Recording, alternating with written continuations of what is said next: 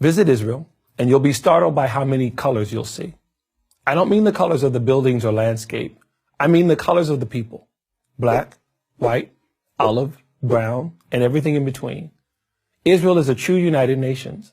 That's because Israel is a nation of refugees from everywhere. And more than half of them are from, are you ready? Arab countries. Over 850,000 Jews were expelled or fled from the Middle East and North Africa following the Arab countries' attack on Israel when it gained its independence in 1948. For over 2,000 years, these Jews had lived in the Arab countries of Morocco, Algeria, Tunisia, Libya, Egypt, Yemen, Syria, Lebanon, and Iraq, and in the Muslim but non-Arab countries such as Turkey and Iran. Today, they form over half of Israel's Jewish population. Many of these Jews from Middle Eastern lands look, well, just like other people from Middle Eastern lands, of darker complexion with dark hair. Other Jews migrated from North Africa. So why is their story so unfamiliar to most people? The most important reason is that they didn't remain refugees for long. But refugees they most certainly were. The vast majority forced to leave their homes, possessions, and businesses behind. In other words, they came to Israel with nothing. Some 650,000 of the Jews forced to flee North Africa and the Middle East became citizens of Israel. The other 200,000 fled to the United States and other Western countries. To give you an idea of how few Jews remain in Arab countries, consider these numbers. There were 150,000 Jews in Iraq in 1948. Today, there are less than 10. There were 140,000 Jews in Algeria. Today, there are less than 50. There were 75,000 Jews in Egypt. Today, less than 20. The pattern is the same across North Africa and the Middle East. Now contrast these forgotten Jewish refugees with the most celebrated refugees in the world, the Palestinians.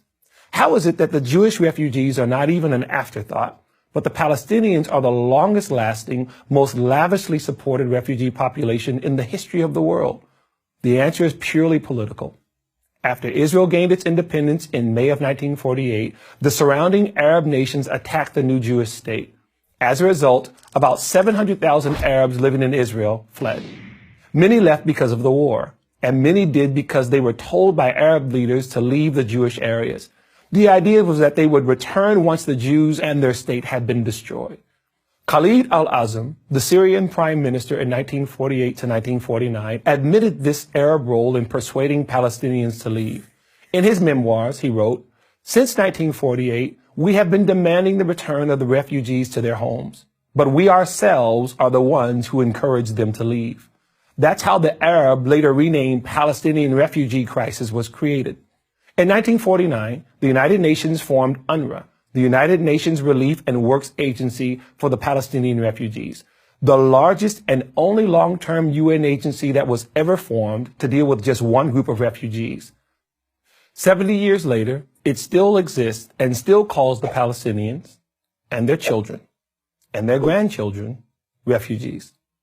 It has an annual budget of over $1 billion, funded mostly by the U.S. and the European Union.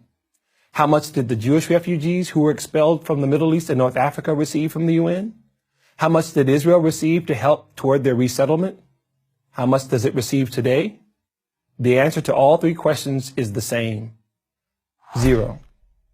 So the next time you hear someone talk about the Palestinian refugees, ask them why they never talk about the Jewish refugees. And the next time you hear people talk about Israel being settled by Europeans, ask them if they've ever seen an actual picture of Israelis in color. I'm Dumisani Washington of Christians United for Israel for Prager University. To subscribe to our YouTube channel, click here. To help keep our videos free, donate here.